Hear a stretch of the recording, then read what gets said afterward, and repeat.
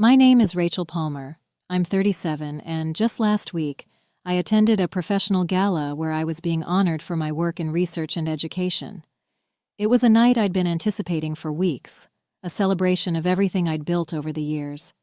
But as fate would have it, the moment I stepped into the restroom to take a breather, I came face to face with someone I hadn't seen in nearly 15 years. My mother. She was at the sink, reapplying her lipstick, looking every bit the part of the wealthy socialite she'd always been. For a moment, I thought maybe she wouldn't recognize me, but then her eyes flicked up to the mirror and landed on my reflection. Her hand froze mid-motion, and I saw her jaw tighten. "Rachel," she said, her voice cool and detached, like we'd just bumped into each other at a country club instead of a bathroom after 15 years of silence. "I didn't expect to see you here." I steadied myself, gripping the edge of my clutch. "I could say the same," I replied, keeping my tone even. "What brings you here?" She turned to face me, her posture as rigid as ever. "Your father and I were invited, of course. We've always been involved with organizations that support education. And you?" "I'm being honored tonight," I said, meeting her gaze. "For my work and research." Her expression barely shifted, but I caught the faintest flicker of surprise in her eyes before she masked it. "I see," she said, turning back to the mirror. "Well, I suppose everyone finds their way eventually."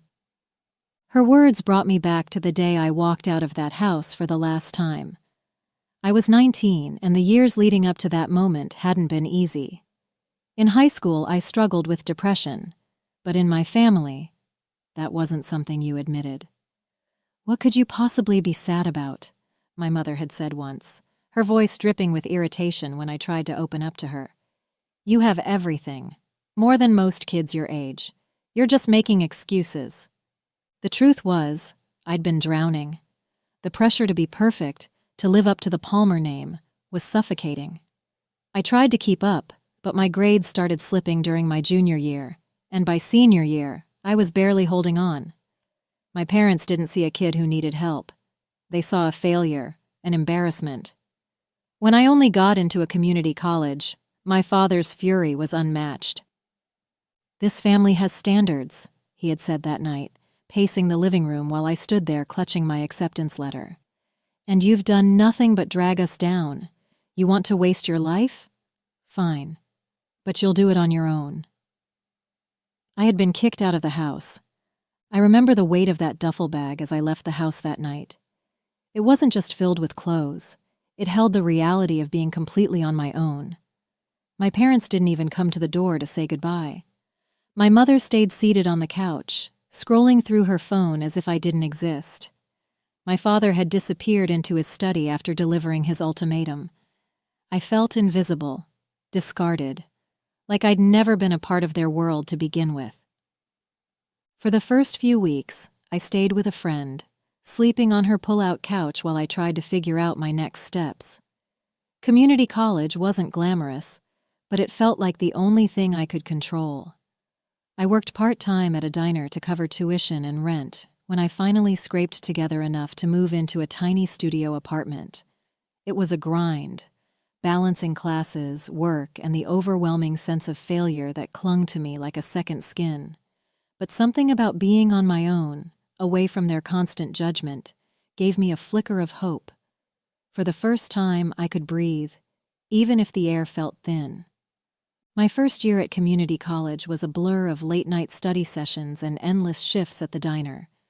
I'd decided to study chemistry, partly because I genuinely enjoyed it, and partly because I wanted to prove to myself, and maybe even to them, that I could excel in something challenging. It wasn't easy. My high school grades had been mediocre at best, and I felt like I was starting from behind compared to my classmates. But for the first time in years, I wasn't under the crushing weight of their expectations. I could just focus on learning. I still remember my first chemistry exam. I'd spent weeks preparing, going over every formula, every reaction, until I could practically recite them in my sleep. When the professor handed back the graded tests, I was terrified to look. But there it was, a 92%. I nearly cried, right there in the middle of the classroom. It wasn't perfect, but it was mine. I'd earned it. It felt like the first small step toward rebuilding myself after everything had fallen apart. Over the years, I evolved in ways I never expected. College wasn't easy, but I had learned how to work for what I wanted, and the more I gave, the more I saw myself grow. By the time I finished my associate's degree, I wasn't just a student anymore. I was someone who had learned how to fight for her place in the world. I transferred to a 4-year university, and while I still faced obstacles, I had learned how to push through them. The shy, insecure girl who barely got by in high school had become someone who could stand in front of a class, explain complex concepts, and hold her own. Chemistry, once a challenge, became my passion.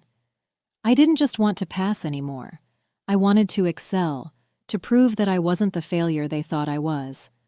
I worked part-time, still, but I also started interning at local research labs, gaining experience that eventually led me to an opportunity I never imagined, becoming a lead researcher at a nonprofit focused on advancing science education. It wasn't just a job. It was my way of giving back, of creating a space where other kids, the ones who were told they weren't good enough, could find their way too. Graduating with my bachelor's degree was supposed to be a moment of triumph, but when it came time to celebrate, I realized something. My parents hadn't even called. Not to congratulate me, not to ask about my plans. Nothing. My father, the owner of a massive fertilizer company, had more money than he knew what to do with. He and my mother lived in a mansion, threw extravagant parties, and rubbed elbows with politicians and CEOs. But for all their wealth, they'd never taken an interest in me unless it was to criticize. Even after I graduated with honors, after I'd worked my ass off to get where I was, I didn't exist in their world. I was a reminder of their failure, an inconvenient blemish on their perfect lives. It stung more than I wanted to admit. I had hoped, maybe foolishly, that they'd at least acknowledge the hard work I'd put in. But they didn't. It was as if I never mattered to them, and that realization hit harder than I cared to admit. The only family member who bothered to show up at my graduation ceremony was Aunt Lydia. She was my mother's younger sister, the black sheep of the family. Lydia had never cared much for my parents' rigid standards, and while they shunned her for being too eccentric, she was always kind to me. She was the one person who would call on my birthday, even when my parents pretended I didn't exist. When I saw her in the crowd, I felt a lump form in my throat. She waved at me excitedly from the back, and after the ceremony, I found her in the parking lot, waiting with a huge bouquet of flowers. "You did it, kid," she said, pulling me into a tight hug. "I'm so proud of you." It was a small comfort, but it was something. It wasn't the cold silence I'd gotten from my parents. Aunt Lydia was the one who reminded me that family didn't have to mean perfection, that love could come from unexpected places. She didn't care that I hadn't followed the straight path they wanted for me.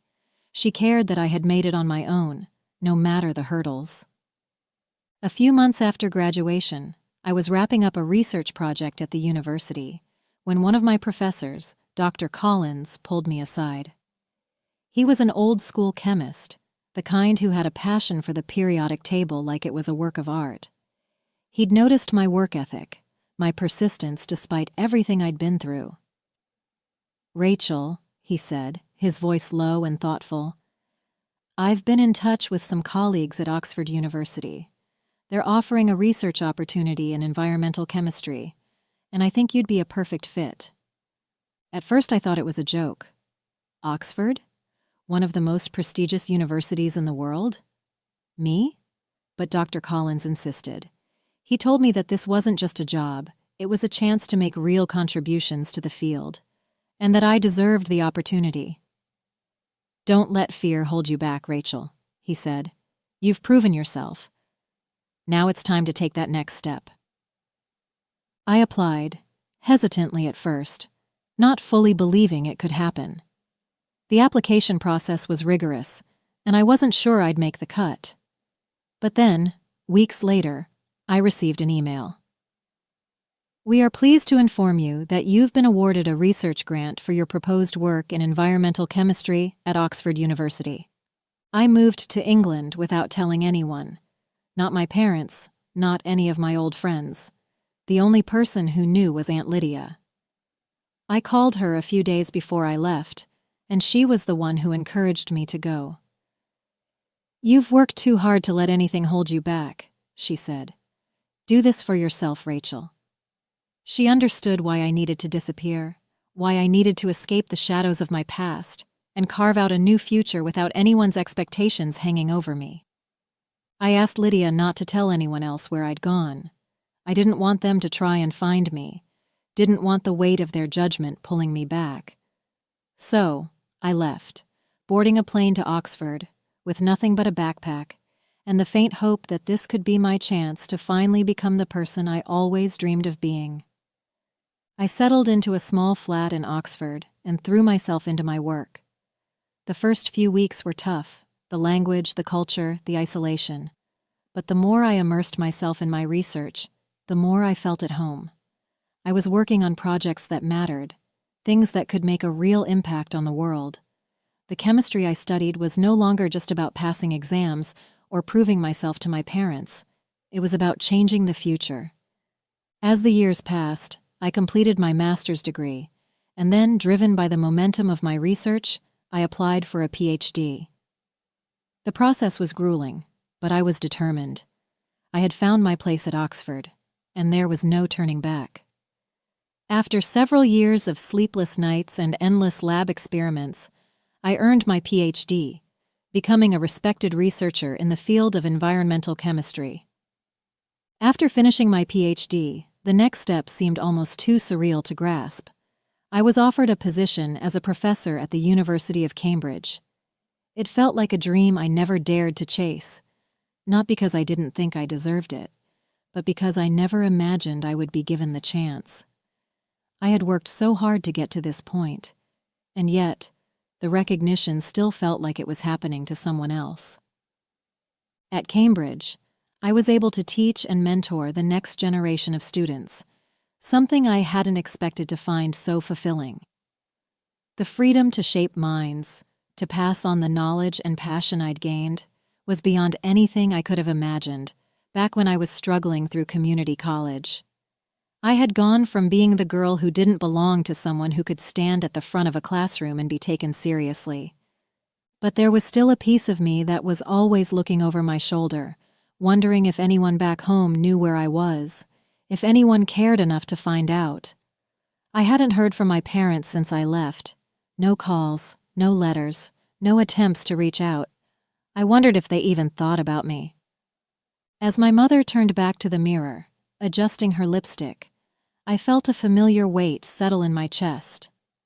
Her words, "Everyone finds their way eventually," echoed in my head, and I couldn't help but wonder if she really believed it. I thought about all those years I spent trying to meet their expectations, all the ways they told me I wasn't good enough. The community college rejection, the years of silence, and the way they acted like I didn't exist once I walked out of their house. It felt like a lifetime ago, but standing there in that bathroom, the bitterness still stung. I had worked so hard to get to this point, leaving everything behind, moving to England, finishing my master's and PhD, becoming a professor at Cambridge. And yet, there she was, standing in front of me, acting like my entire journey had been some kind of afterthought. I had gone from being the failure they cast aside to someone who could now speak at international conferences, lead research, and mentor young minds. And for what? To stand here and have her offer me nothing more than a cold acknowledgement? As she left the bathroom, I watched her glide out of the door, back to the people she was comfortable with. I thought about the woman I had become, the woman who'd erased every trace of them from my life. I didn't need their approval anymore. I'd built a life on my own terms, and even though they would never understand, that was enough. The gala ceremony began shortly after my mother disappeared into the crowd. I took a deep breath, trying to shake off the weight of that encounter. The clinking of glasses, the hum of polite conversation. It all felt distant now. It was time to take my place, to step into the role I had fought so hard to claim. The stage was set, the lights shining down on the sea of well-dressed guests, and the moment I had been anticipating for months was finally here. I made my way to the front, where they called my name, the words echoing through the room. Rachel Palmer, honored for her groundbreaking contributions to education and sustainable chemistry.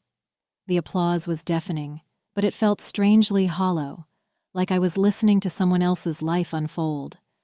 I took the stage, trying to maintain a calm exterior, but inside, all I could think about was the fact that I was standing in front of an audience of people who knew nothing of the path I had taken to get here. No idea what it had cost me to get this far. The spotlight hit me, and I could feel my heart racing in my chest. This wasn't just a recognition of my work in chemistry. This was my way of showing the world that I was more than the person my parents had tried to make me believe I was. This was the moment where I stood on my own 2 feet, with nothing to prove to anyone but myself. As I stood there, still trying to absorb the magnitude of the moment, the host's voice rang out, drawing everyone's attention. And now, ladies and gentlemen, we have an exciting announcement.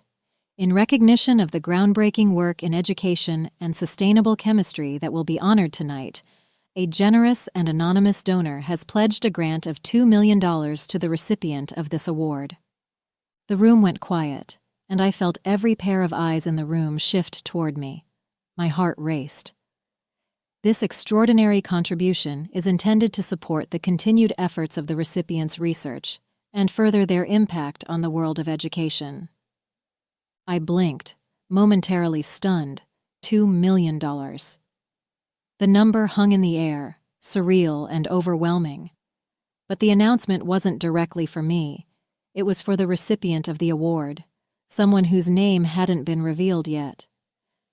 I was still processing everything when I heard the host's voice continue. This grant, though anonymous, will be bestowed upon the person tonight who has demonstrated exceptional dedication to their work in advancing chemistry and education. For a moment, I didn't know what to think. The enormity of the sum, the way it would change someone's life, was astounding. But there was something else in the air, something I couldn't shake. The realization that the donor didn't know it would be me. They didn't know I was the one being honored tonight. As the announcement echoed through the room, my eyes wandered across the crowd, trying to catch a glimpse of the people around me. But then, something caught my attention. A subtle shift in the crowd. Near the back, just beside the exit, I saw him. My father. He stood up abruptly, his face twisted in disgust. His eyes met mine for a brief moment, before he turned sharply and began to make his way toward the door. His movements were swift and deliberate, as if he couldn't get out of that room fast enough. I couldn't believe what I was seeing. The man who had rejected me all those years ago, the one who had kicked me out of his house, was leaving as soon as he heard the news of the grant. He didn't even stay to see who was being recognized for the award. My chest tightened as a mix of emotions washed over me: anger, disbelief, and something darker, more bitter. This was the moment I had been waiting for. A moment where everything I had worked for was finally being acknowledged, and he couldn't even bring himself to stay in the room to witness it. He couldn't stomach the fact that the daughter he had written off was now standing at the front of the room, receiving everything he had always expected from someone else. As my father made his way toward the exit, I couldn't shake the feeling that something was wrong. The strange weight of his sudden departure settled over me, but before I could process it, the announcer's voice sliced through the room again. "Ladies and gentlemen," the host continued, "we are incredibly fortunate to not only have a generous donor for tonight's award, but also a longtime supporter of education and sustainable chemistry. The $2 million grant which will be awarded to the recipient of this honor, has been made possible through the contributions of Mosaic Fertilizers, a company led by one of the most influential figures in the fertilizer industry. Mosaic Fertilizers. My father's company. I froze. The donor, the one whose generosity had made this award possible, was my father's company. My chest tightened as the truth hit me. The man who had spent years treating me like an embarrassment, the one who had walked out of the room when he learned of my success, was the one funding this recognition. The irony stung deeply. The same man who rejected my path, who disowned me for pursuing a life that didn't fit into his perfect image, had unknowingly backed the very award that would be the crowning achievement of my career. It was almost too much to process, too much to bear in that moment. I stood there stunned as the announcer's words continued to echo in my ears. The applause around me felt distant, like I was hearing it from underwater. The weight of the grant, of everything that had just been revealed, hung heavily on me. My heart pounded in my chest, and for a brief moment I couldn't process any of it. "Thank you," I managed to say into the microphone, my voice shaky but steady enough. The words felt hollow, too small for what I was feeling, but I didn't have time to think about it. I had to get out of that room. I couldn't stand there another second, basking in the recognition that felt so empty. I turned abruptly, walked off the stage, and without another glance at the audience, I bolted for the back door. My steps quickened as I made my way through the hallway, heart racing, only one thought running through my mind. My father. I knew he'd left the room. I saw him walk out, his face a mixture of disgust and something else I couldn't quite read. But he couldn't just leave, not like this, not when everything had come full circle. I couldn't let it end like this, with him walking out on the one moment that proved everything he had tried to dismiss about me. I pushed through the door leading outside, scanning the area, my breath coming in quick bursts. There he was, standing by his car, his back to me. My feet moved on their own, and before I could stop myself, I was running. "Dad!" I called out, my voice almost cracking as I rushed after him. He didn't look back at first, his shoulders stiff, but when he finally turned around, I saw the bitter expression on his face. He had that same look I remembered from all those years ago, like everything was an insult to him. "What is it now, Rachel?"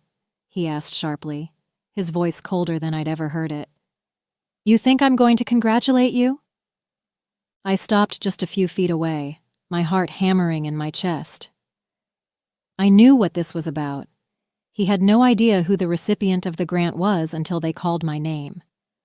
Until that moment, he thought he was just funding some good cause, sending money to the foundation, believing it was going to some worthy academic or researcher he could proudly point to.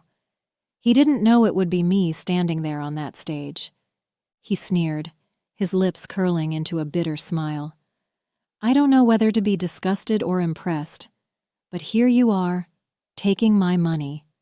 I'm sure that's exactly what you wanted, right? I could see the resentment in his eyes. The grant, $2 million, had come from Mosaic Fertilizers, his company, but once the money was donated to the foundation, it was entirely out of his control. They had chosen who would receive it, and they chose me. The irony hit me like a wave. "I didn't ask for this," I said, keeping my voice steady despite the rush of emotions. "I never asked for your money or your approval. I earned this on my own, just like everything else." His eyes darkened and he shook his head. "It doesn't change anything. You're still the failure I kicked out of my house all those years ago. No grant or award is going to change that." I felt a rush of anger, but I pushed it down. It doesn't matter what you think anymore. I've made my own life. And if that money came from you, it doesn't mean anything to me. I turned my back on him without saying another word, my heart pounding in my chest. I didn't need to argue with him anymore. He wouldn't understand, and truthfully, I didn't need his approval. I had spent so many years trying to prove myself to him. And for what? To be here, at this moment, with everything I had worked for, only for him to stand there bitter and resentful of my success? It wasn't worth my time. The next day, I made a decision. I had spent the night thinking about what the $2 million grant meant. At first, it had felt like a victory, a vindication, but by morning, that feeling had faded. It wasn't my victory. It was just another reminder of everything I had escaped. The money, tied to his company, was never going to erase the years of pain and rejection. It wasn't going to heal the part of me that he had broken when he kicked me out of the house all those years ago. So, I donated the entire sum, every last cent of it. I didn't want it. Not from him, not with the strings that came attached to it. Instead, I directed it toward funding scholarships for underprivileged students, students who had been overlooked, underestimated, and written off. I wanted to give them the chance to build something for themselves, without being crushed under the weight of expectations that didn't belong to them. The money that had once been tied to rejection and bitterness was now part of something greater, something that would outlast the sting of my father's judgment. I felt a quiet satisfaction as I pressed the donation button. For the first time, I realized that I didn't need his money, his approval, or his recognition. I had built my own legacy, one that would live on far beyond the walls of that gala.